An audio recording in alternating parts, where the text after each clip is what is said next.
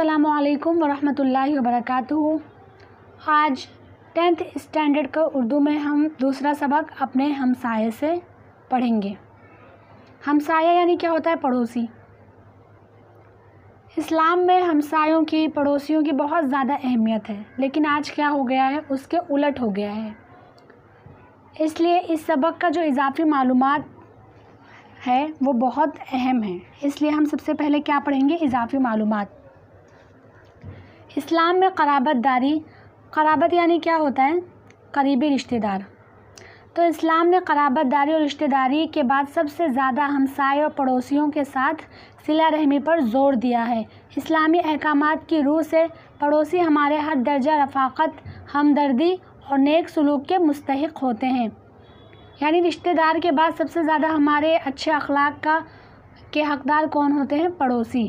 نبی کریم صلی اللہ علیہ وسلم فرماتے ہیں کہ مجھے ہمسائے کے حقوق کی اتنی تاکید کی گئی کہ میں خیال کرنے لگا کہ شاید اب اسے وراثت میں حصے دار بنا دیا جائے گا۔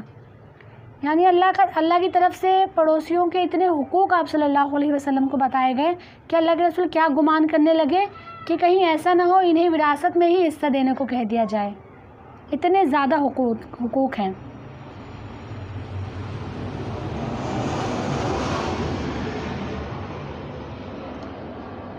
اللہ کے رسول صلی اللہ علیہ وسلم نے متعدد احادیث میں ہمسایوں کے ساتھ نیک برتاؤ اور حسن سلوک کی تاکید کی ہے۔ ایک حدیث میں پڑوسیوں سے حسن سلوک کے سلسلے میں آپ صلی اللہ علیہ وسلم نے فرمایا، وہ شخص مومن نہیں ہے جس کا ہمسایہ اس کی شرارتوں سے امن میں نہ ہو۔ یعنی لڑائی جھگڑا، گالی گلوچ نہیں کرنا چاہیے، اپنے پڑوسیوں کو تکلیف نہیں دینی چاہیے۔ دوسرے مقام پر آپ صلی اللہ علیہ وسلم نے پڑوسیوں کے حقوق کی اہمیت پر زور دیتے ہوئے فرمایا، وہ شخص ایمان نہیں رکھتا جو خود پیٹ بھر کھائے اور اس کا ہمسایہ بھوکا رہ جائے۔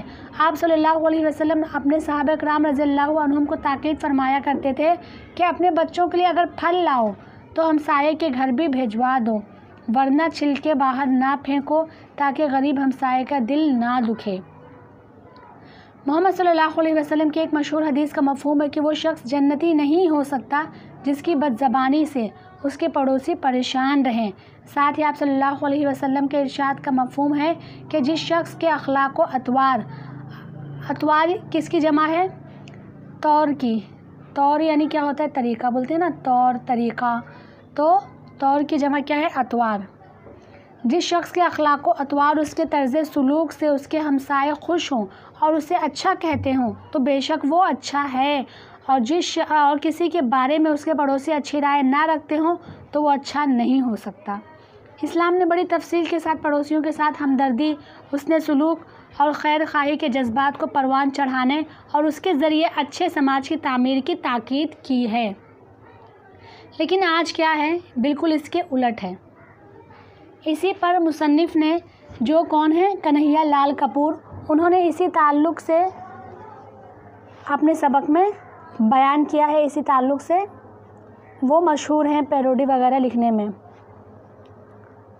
تو ہم پڑھتے ہیں پہلی بات۔ ایک مرتبہ دو گپ باز بیٹھے ہوئے اپنے خاندان کے بارے میں بڑی بڑی باتیں کر رہے تھے۔ ایک نے کہا، میرے دادا کے پاس اتنا بڑا استبل ہے کہ جس میں بیک وقت یعنی ایک ساتھ 10,000 گھوڑے رکھے جا سکتے ہیں۔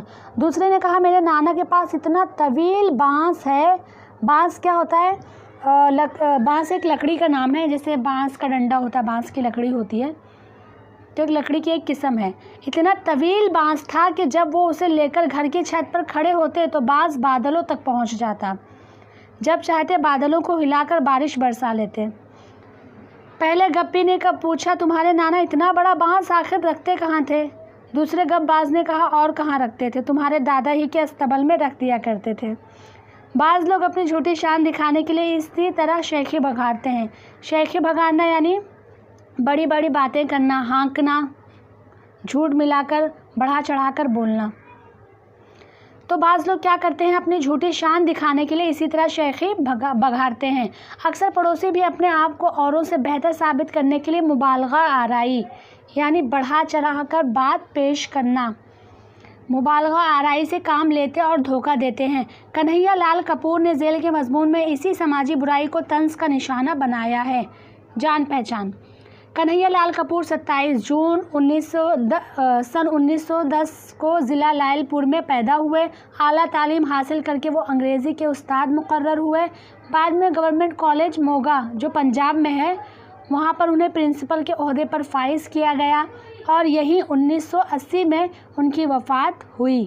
तंज़ो मज़ाह में जुरात और बेबाकी यानी वही होता है जुरात, बिना कुछ सोचे समझे, बेबाक, एकदम ओपन माइंडेड। बेबाकी कन्हैया लाल कपूर की ख़ास पहचान है। वो समाजी नाहमवारियों की जानदार तस्वीरें पेश करते हैं। उनकी तहरीरों में तंज़ और एहतजाज का पहलू नुमाया है। उन्हें पैरोडी लिखने में ख़ास महारत हासिल है। पैरोडी किसे कहते हैं कि मज़ाक़ा खेज़ वाक़यात लिखना, जैसे अभी हम आगे देखेंगे। ये इन्होंने मज़ाक़ा खेज़ वाक़यात जो नकल किया है, लिखने में ख़ास महारत हासिल थी। उनके तंज़ीम व मज़ाहिया खाके भी मकबूल हुए। नौके नश्तर, बालों पर, संगो खश्त, चंगो रबाब और कॉमरेड शेख चिल्ली उनकी मशहूर किताबें हैं। आओ मियाँ समझौता कर लें। आज तक हम एक दूसरे पर रौब जमाने के लिए ऐसी बातें और हरकतें करते रहे हैं जिन्हें फ़ुज़ूल ही नहीं मज़ाक़ा खेज़ कहा जा सकता है। लेकिन सवाल यह है, आखिर हम कब तक एक दूसरे को महज मरूब करने के लिए, मरूब ये क्या है, मफ़ऊल है, यानी जिस पर रौब जमाना, किसी पर, एक दूसरे को मरूब करने के लिए अपनी हैसियत से ज़्यादा खर्च करते रहेंगे या झूठ बोलकर अपनी आक़िबत ख़राब कर लेंगे। आक़िबत यानी क्या होता है? आखिरत। जैसे दुनिया आखिरत होती है, तो आक़िबत के माना है आखिरत। तो कब तक हम झूठ बोलकर अपनी आक़िबत ख़राब करेंगे? क्यों ना हम इस हकीकत को तस्लीम कर लें कि हम दोनों में से कोई भी रईस इब्ने रईस नहीं है। इब्ने यानी क्या होता है? बेटा। इब्न यानी बेटा, यानी रईस का बेटा रईस, यानी ख़ानदानी रईस। दोनों अपने आप को हाँकते थे कि हम ख़ानदानी रईस हैं, रईस इब्ने रईस हैं। तो क्या कह रहे हैं कि क्यों ना हम इस हकीकत को तस्लीम कर लें कि हम दोनों में से कोई भी रईस इब्ने रईस नहीं, बल्कि तुम एक मामूली ताजिर हो और मैं एक मामूली मुअल्लिम हूँ, और दोनों पिछले 5 बरस से एक दूसरे को धोखा देने की बेकार कोशिश कर रहे हैं। चुनांचे अगर तुम कहते हो कि तुम्हारा भाई दिल्ली में मजिस्ट्रेट है, तो मैं तुम्हें मुत्तला करता हूँ यानी इत्तला देता हूँ, ख़बर देता हूँ, बताता हूँ कि मेरा भाई इलाहाबाद हाई कोर्ट का जज है। हालांकि हकीकत यह है कि तुम्हारा भाई किसी मजिस्ट्रेट का चपरासी है और मेरा कोई भाई ही नहीं है, क्योंकि मैं अपने वालिदैन का इकलौता बेटा हूँ। 2 साल हुए तुमने कहा था मैं बीवी और बच्चों के साथ किसी सेहत अफ़ज़ा मकाम गालिबन नैनीताल जा रहा हूँ, और मैंने तुम्हें बताया था मैं भी माँ अहलो अयाल ऊटा कमंड जा रहा हूँ। माँ अहलो अयाल यानी वही घर वालों के साथ, अहलो अयाल घर वाले बीवी बच्चों को कहते हैं। लेकिन तुम नैनीताल गए और ना मैं ऊटा कमंड। तुमने वहाँ ना जाने का ये बहाना ढूंढा कि यकलख्त तुम्हारी बीवी की तबीयत ख़राब हो गई। यकलख्त यानी अचानक, सडनली, और डॉक्टर ने उसे घर पर मुकम्मल आराम करने के लिए कहा है। मैंने ऊटा कमंड ना जाने की ये वजह बताई कि मेरे साले की शादी है और मुझे उसका इंतज़ाम करना है। लुत्फ़ ये है, यानी मज़े की बात यह है कि मुझे मालूम था तुम्हारी बीवी भली चंगी है। भली चंगी यानी अच्छी खासी है, उसे कुछ नहीं हुआ। तुम्हें पता था कि मेरे साले की शादी तो क्या अभी सगाई तक नहीं हुई। पिछले दिनों जब तुमने मुझ पर रौब जमाने के लिए किस्तों पर फ्रिज खरीदा तो मेरी बीवी मेरे सर हो गई, यानी मेरे सर पर सवार हो गई। वो भी पीछे पड़ गई कि हमारे घर में भी फ्रिज होना चाहिए, हमारे घर में भी फ्रिज ज़रूर होना चाहिए। चुनांचा ना चाहते हुए भी मुझे फ्रिज ख़रीदना पड़ा। अब सुना है कि तुम किस्तों पर टेलीविज़न सेट ख़रीदना चाहते हो। खुदा के लिए ऐसा ना करना, वरना मैं तबाह हो जाऊंगा। फ्रिज की किस्त भी बड़ी मुश्किल से अदा करता हूं, और अगर टेलीविज़न की किस्त भी अदा करनी पड़ी तो मेरा तो दिवाला ही पड़ जाएगा, यानी हालत ख़राब हो जाएगी, बहुत नुकसान हो जाएगा। मैं जानता हूँ कमोबेश तुम्हारा भी यही हाल है, यानी बकौले शायर तुम मुस्कुरा रहे हो, मगर जानता हूँ मैं बेहतर तुम्हारा हाल नहीं मेरे हाल से। ये दूसरी बात है कि तुम खुले बंदो कभी इस बात का एतराफ़ नहीं करोगे, यानी तुम्हारी हालत भी बिल्कुल मेरी तरह है, लेकिन तुम सबके सामने इस बात का इजहार नहीं करोगे। एतराफ़ यानी इजहार, सबके सामने कबूल नहीं करोगे। ہم دونوں ایک ہی ناؤ میں سوار ہیں، یعنی ہم دونوں کا مسئلہ سیم ہے۔ کبھی کبھی تم میرا قافیہ تنگ کرنے کی خاطر اپنی بیوی کے لیے قیمتی ساڑی یا زیور لے آتے ہو۔ قافیہ تنگ کرنے کے لیے یعنی مجھے پریشان کرنے کے لیے۔ اسے پہن کر جب تمہاری بیوی شیخی بگاڑتی ہے، ساڑی 500 میں آئی ہے، یہ زیور 2000 روپے کا ہے، تو میری بیوی کے سینے پر سانپ لوٹنے لگتا ہے۔ سینے پر سانپ لوٹنا یہ محاورہ ہے، یعنی جلن ہونا، حسد ہونا کسی کی چیز کو دیکھ کر، اور وہ اسی دن سے فرمائشیں کرنے لگتی ہے کہ اس سے قیمتی ساڑی یا زیور لائیے، نہیں تو مجھے کھانا ہضم نہیں ہوگا اور نہ ہی نیند آئے گی۔ گزشتہ اتوار کو تمہاری بیوی نے اپنے بچے کے جنم دن پر 25 عورتوں کو مدعو کیا تھا۔ مدعو یعنی دعوت دیا تھا۔ اب میری بیوی کا تقاضا ہے کہ 2 ہفتوں کے بعد جب میں اپنے بچے کا جنم دن مناؤں گی تو کم از کم 50 عورتوں کو دعوت دوں گی، ورنہ ہمسائے کی نظر سے گر جاؤں گی۔ تو اس طرح کی چیزیں آج کل عام ہیں۔ تقاضا یعنی وہ ڈٹ گئی ہے، اس کا ماننا، اس کا کہنا یہی ہے کہ اب اس نے 25 کو دیا تو میں 50 کو دوں گی۔ ہر بات میں ایک دوسرے کو نیچا دکھانے کی تمنا یہ رنگ لائی ہے کہ اب بیماریوں کے معاملے میں بھی ہم ایک دوسرے سے بازی لے جانے کی کوشش کرنے لگے ہیں۔ چنانچہ میری بیوی کہتی ہے، کل رات منّے کو 104 ڈگری بخار تھا، بیچارہ ساری رات ہائے ہائے کرتا رہا۔ تو تمہاری بیوی فوراً منہ بنا کر جواب دیتی ہے، 104 ڈگری بخار بھی کوئی بخار ہوتا ہے؟ 3 دن ہوئے ہماری بڑی منی بیمار پڑ گئی تھی، تھرما میٹر لگایا تو معلوم ہوا 106 ڈگری بخار ہے۔ وہ 6 گھنٹے بے ہوش پڑی رہی، لیکن میں ذرا بھی نہیں گھبرائی، ڈاکٹر تک کو فون نہیں کیا، سوچا بخار ہی تو ہے، خود بخود اتر جائے گا۔ ایک دن تمہاری بیوی اور میری بیوی اس موضوع پر بحث کر رہی تھی کہ سوتے وقت تم زیادہ زور سے خراٹے لیتے ہو یا میں۔ تمہاری بیوی کہہ رہی تھی وہ جب خراٹے لیتے ہیں تو ان کے خراٹوں کی آواز ایک فرلونگ سے سنی جا سکتی ہے۔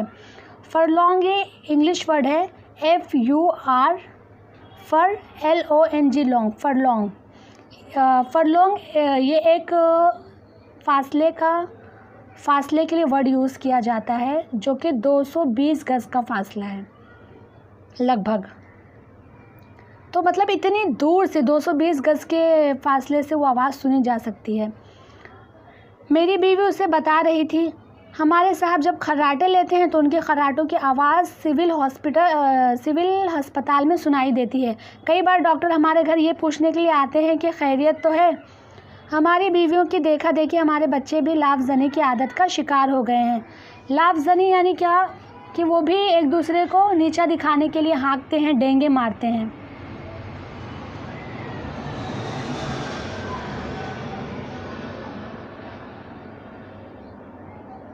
تو لاف زنی کی عادت کا شکار ہو گئے ہیں۔ اگر تمہارا بچہ کہتا ہے مجھے ہر روز 2 روپے جیب خرچ ملتے ہیں تو میرا بچہ اس کا مذاق اڑاتے ہوئے جواب دیتا ہے، اوہ صرف 2 روپے؟ میں تو ہر روز 5 روپے ملتے ہیں مجھے تو۔ اگر تمہارا بڑا لڑکا کہتا ہے میرے باپ نے ایک دفعہ مٹی کا تیل بلیک مارکیٹ میں فروخت کر کے 7000 روپے کمائے تھے تو میرا لڑکا اس سے بازی لے جانے کی نیت سے اسے بتاتا ہے کہ میرے ڈیڈی نے تو ایک مرتبہ اسکول کے فنڈ سے 10,000 روپے اڑا لیے تھے۔ یعنی دونوں کیا کر رہے ہیں، ایک دوسرے کو نیچا دکھانے کے لیے، ان سے اپنے آپ کو بڑا ثابت کرنے کے لیے پول کھول رہے ہیں اپنے ابا لوگ کی۔ صورتحال اتنی نازک ہو گئی ہے کہ ڈر لگتا ہے کہ کسی دن ہم دونوں اپنے بچوں یا بیویوں کے بیانات کی بنا پر گرفتار نہ کر لیے جائیں۔ اس لیے آؤ آج سے سمجھوتا کر لیں کہ آئندہ نہ ہم اور نہ ہماری بیویاں اور نہ بچے ایک دوسرے پر رعب ڈالنے کی کوشش کریں گے، بلکہ بڑی شرافت کے ساتھ تسلیم کر لیں گے کہ ہم دونوں معمولی حیثیت کے آدمی ہیں، اور اگر ہم یہ سمجھتے ہیں کہ ہم رئیس ہیں تو ایک دوسرے کو نہیں، صرف اپنے آپ کو دھوکہ دے رہے ہیں۔ تو سبق بہت زبردست تھا، کافی اچھا تھا۔ واقعی یہ چیز ہوتا ہے، آج کل لوگ ایک دوسروں کو نیچا دکھانے کے لیے بہت حد تک جھوٹ بولنے کی کوشش کرتے ہیں۔ جیسے میں آپ کو آج ایک بتاتی ہوں، ہمارے پڑوس میں بھی ایک محترمہ آئی، وہ کیا کہنے لگی ہماری امی سے، والدہ سے، کہ میرا بیٹا جو 5ویں میں تو اسے 10ویں تک پڑھاؤں گی، بس اس کے بعد کام پر لگا دوں گی، کیونکہ پڑھ لکھ کے کوئی فائدہ نہیں ہے۔ تو میری امی نے نہایت ہی آرام سے انہیں جواب دیا کہ جسے پڑھائی کی قیمت معلوم ہو جائے تو وہ گھر بار کھیت بیچ کر بھی پڑھاتا ہے۔ تو محترمہ یہ جواب سنتے ہی فوراً پلٹی مارتے ہوئے پتہ ہے کیا کہتی ہیں، ہاں اس کے ڈیڈی نے تو بڑے والے لڑکے کو پڑھانے کے لیے گھر تک بیچنے کے لیے کہہ دیا، لیکن اس نے پڑھا ہی نہیں۔ تو بھیا جب تمہارے بچے نہیں پڑھ رہے ہیں تو یہ کہو کہ وہ پڑھ نہیں پایا، یہ مت کہو کہ پڑھ لکھ کے کوئی فائدہ نہیں ہے۔ تو آپ لوگوں میں سے بھی اگر ایسے